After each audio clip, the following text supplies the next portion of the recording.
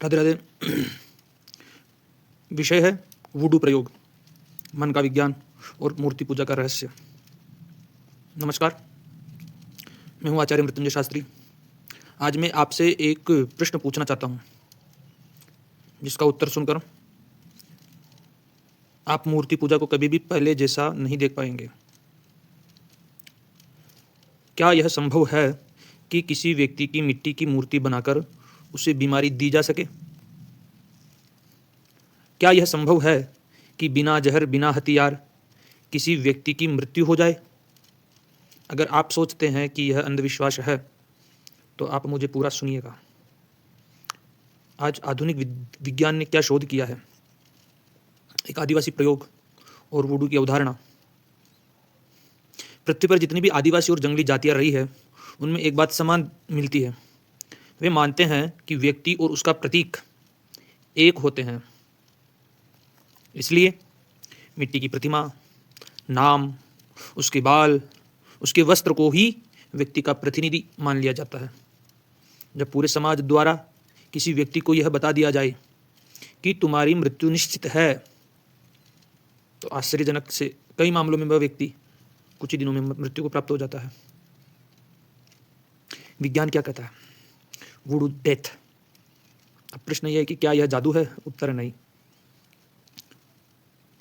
1942 में Harvard university के वैज्ञानिक वाल्टर कानून ने इस विषय पर शोध किया और इसे नाम दिया वुडू डेथ, साइकोजेनिक डेथ।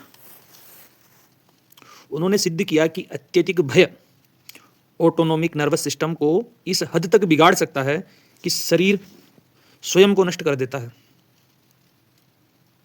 यह मृत्यु बिना जहर, बिना चोट, बिना संक्रमण, सिर्फ डर और विश्वास से होती है। यह वुडू काम कैसे करता है? सरल भाषा में समझे। वुडू 4 चरणों में काम करता है। प्रतीक बनाना, व्यक्ति की मूर्ति या नाम को उसका प्रतिनिधि घोषित करना। फिर सामाजिक पुष्टि, पूरा समाज मान ले कि अब यह व्यक्ति नहीं बचेगा। भय का प्रवेश, व्यक्ति अकेला पड़ जाता है। नींद, भूख, इच्छा शक्ति टूट जाती है। शारीरिक पतन, हार्ट, हार्मोन, इम्यून सिस्टम धीरे धीरे जवाब दे देते हैं, यानी मन शरीर को मार देता है। अब मूर्ति पूजा को समझते हैं। सबसे महत्वपूर्ण, अब यहां एक प्रश्न उठता है, यदि नकारात्मक प्रतीक और डर, मतलब कि भय, मृत्यु दे सकता है, तो सकारात्मक प्रतीक और श्रद्धा व्यक्ति को क्या कुछ नहीं दे सकती है। यही मूर्ति पूजा का विज्ञान है। क्योंकि जब तक आप इसके नकारात्मक पक्ष को नहीं समझोगे, तब तक सकारात्मक पक्ष को भी नहीं समझ पाओगे। इसलिए पहले मैंने आपको नकारात्मक पक्ष बताया है। मूर्ति पूजा क्या है वास्तव में? मूर्ति पत्थर नहीं है, मूर्ति देवता है, प्राण है उसमें। मन को स्थिर करने वाला प्रतीक है। भय के स्थान पर सुरक्षा देने वाला आलंबन है।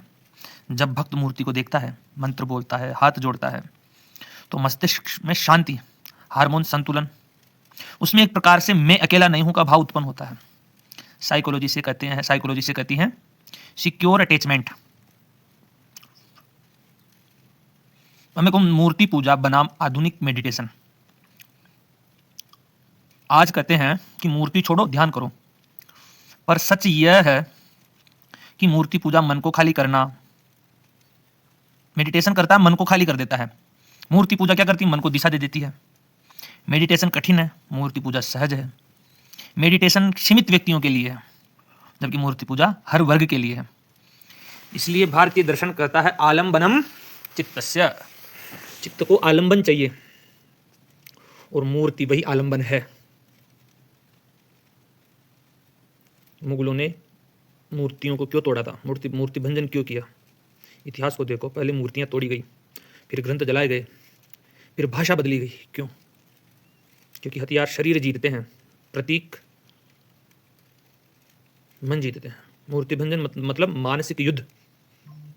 आधुनिक वुडू, डिजिटल युग में कहूँगा, आज वुडू बहुत जोरदार तरीके से काम कर सकता है। सोशल मीडिया किसी की चारित्रिक हत्या कर दो, निरंतर नकारात्मक संदेश के रूप में काम कर रहा है। इसे कहते हैं डिजिटल वुडू। पर जिनके पास श्रद्धा है, देव स्मरण है, परंपरा है, वे मानसिक रूप से अधिक सुरक्षित है। अंतिम निष्कर्ष ये निकलता है कि वुडू कोई जादू नहीं है, यह भय का विज्ञान है, मन का विज्ञान है। मूर्ति पूजा उसी विज्ञान का सकारात्मक, सुरक्षात्मक और उत्थानकारी प्रयोग है। इसलिए मूर्ति पूजा अंधविश्वास नहीं, यह मनुष्य की मानसिक रक्षा प्रणाली है। अगर यह वीडियो आपको सोचने पर मजबूर करे, साझा अवश्य करें। अगर आप चाहते हैं कि ऐसे ही आध्यात्मिक और वैज्ञानिक विश्लेषण, चाहे ज्योतिष और मनोविज्ञान का संगम हो, तो मेरे यूट्यूब चैनल को सब्सक्राइब अवश्य कीजिएगा। धन्यवाद। जय श्री राम, जय महाकाल, जय भैरू जी, जय माता जी। डरो मत।